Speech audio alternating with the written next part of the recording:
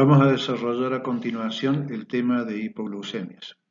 Tema importante si los hay por la frecuencia de consulta que puede llevar este caso y tenemos que tener en cuenta la importancia del mismo. Solamente considerar cuántos accidentes de tránsito se pueden llegar a producir por una hipoglucemia, como para que ustedes tengan en cuenta la importancia del tema. La hipoglucemia es un síndrome, para definirlo, en relación a diabetes o no, que se caracteriza por la presencia de síntomas con glucemia inferior a 50. Los valores normales son de 70 a 100, la postprandial hasta 180. El límite inferior de la glucemia es de 60, pero en algunos casos puede ser de 75. Tenemos que tener en cuenta que en nuestro medio es dable utilizar como valor tope de glucemia 110, es decir, que estaría entre 70 y 110 la máxima, lo cual no es reconocido por las sociedades americanas y europeas que establecen el límite máximo en 100. Tenemos que destacar que en realidad la hipoglucemia no es una complicación de la diabetes, sino de su tratamiento. Tenemos que estar alerta cuando la hipoglucemia es inferior a 70. La hipoglucemia manifiesta clínicamente, se da en valores menores a 54. Con respecto a la hipoglucemia cuando es severa, ya puede presentar severos trastornos cognitivos con necesidad de asistencia externa. Aquí tenemos una breve descripción de los mecanismos que sigue al ingreso de glucosa en el organismo y los mecanismos que se ponen en juego a continuación de la misma.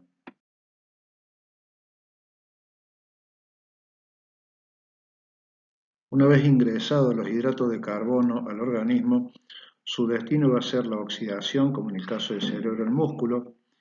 En el hígado se pueden depositar como glucógeno y como lactato en intestino e hígado.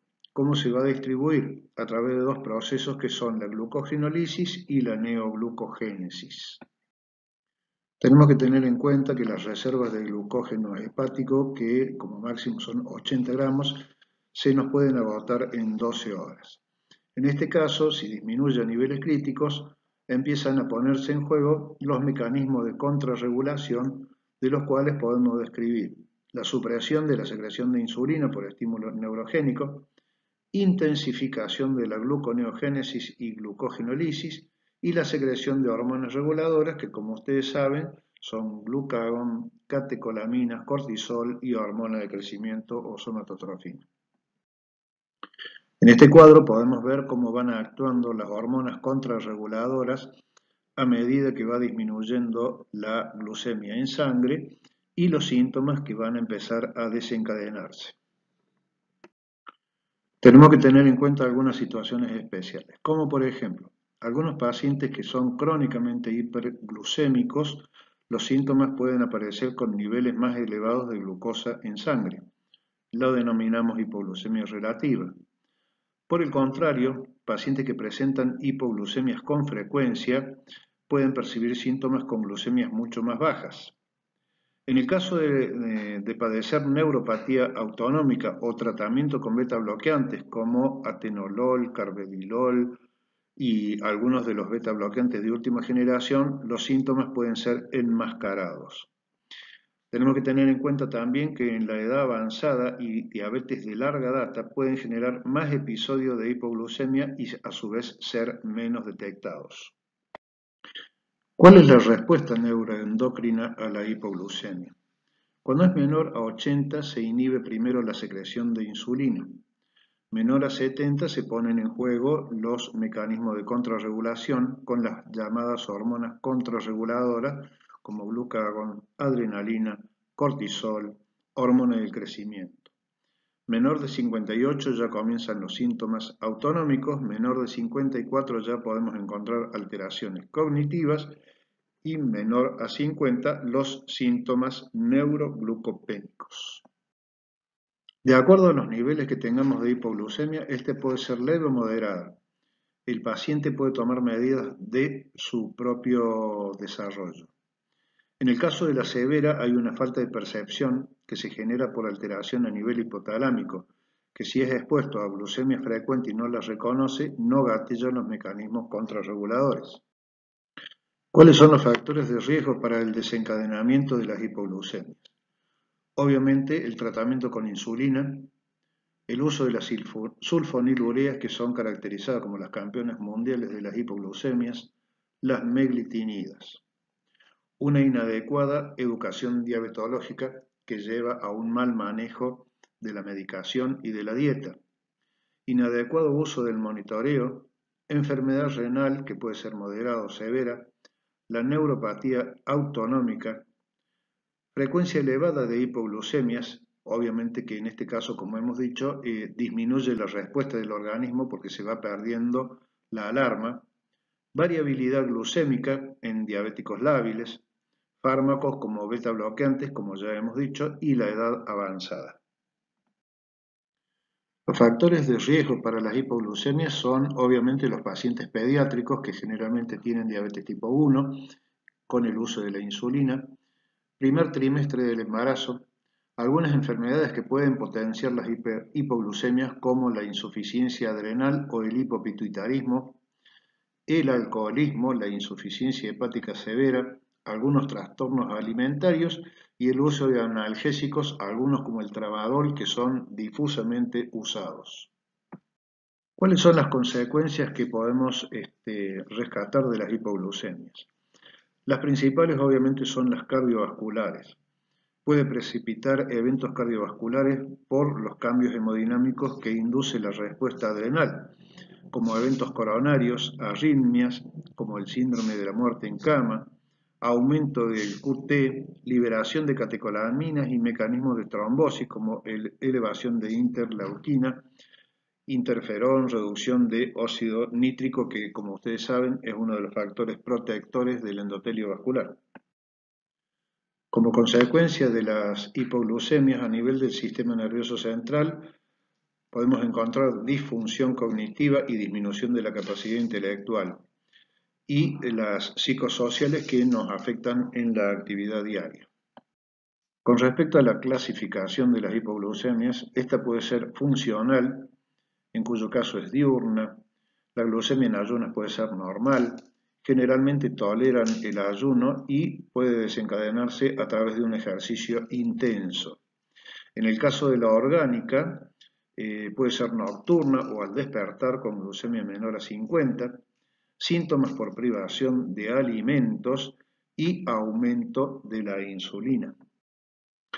Como causas de hipoglucemia orgánica, podemos obtener disminución de la producción de glucosa en el caso de hepatopatías con alcohol y algunas otras, aumento de la secreción de insulina, como en el caso del insulinoma y otros tumores, aumento del consumo de glucosa en el caso de hepatoma o metástasis hepáticas y otras como dieta, actividad física no compensada. ¿Cuáles son los síntomas de una hipoglucemia? Fundamentalmente tenemos la tríada de Whipple con glucemia disminuida, presencia de síntomas y revierte con el aporte de glucosa. La hipoglucemia nos puede dar variados síntomas que podemos reunir como palidez, taquicardia, visión borrosa, debilidad, temblor, sudoración, estado confusional, hambre, irritabilidad, cansancio y dolor de cabeza.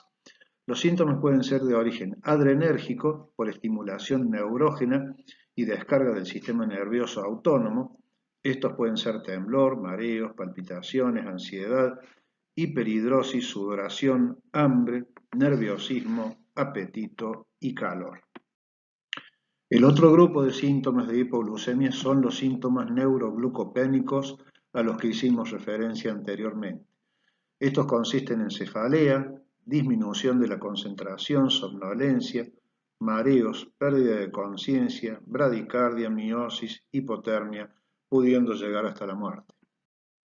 Continuando con los síntomas neuroglucopénicos, también podemos describir el accidente cerebrovascular, algunos síndromes psiquiátricos como neurosis, síncope por hiperventilación, depresión, esquizofrenia y demencia. Y el problema cuando se combina con intoxicaciones como alcohol, barbitúricos, morfina, uremia, monóxido de carbono. En el caso referido de la hipoglucemia específicamente en diabetes, esta puede ocurrir en situación postprandial, por tratamiento como en el caso de sobredosis de insulina o el uso de sulfonilureas, por remisión espontánea de la enfermedad, en el caso de embarazo y puerperio o en el caso de que se desencadene alguna enfermedad intercurrente. Con respecto al uso de insulina, la hipoglucemia se puede generar por una dosis alta, por iatrogenia, por error al cargar, aunque este problema ha sido bastante obviado con los administradores de insulina que tenemos actualmente, las lapiceras, confusión en la dosis, ejercicio sin programar después el uso debido de la insulina de acuerdo a la intensidad del ejercicio, el uso de sauna y aumento de la vida media de la insulina por insuficiencia renal. Otras causas de hipoglucemia pueden ser las asociadas a patologías endocrinas como hipoparatiroidismo, feocromocitomas, tirotoxicosis, especialmente en el caso de feocromocitoma después de la remoción, neurológicas como el gran mal, tumores cerebrales, neuropatía periférica, meningitis, causas circulatorias como ANGOR, hipotensión ortostática y síndrome de Stock-Adams y la anorexia nerviosa. Algunas consideraciones a tener en cuenta con respecto a los cuidados diagnósticos. Tenemos que tener en cuenta que las tiras reactivas en sangre venosa dan un 15% menor del valor real. Hay que revalorarla en caso de policitemia, leucemia y crisis hemolíticas. Y también tener en cuenta que los glóbulos rojos consumen glucosa, así que no hay que demorar el análisis.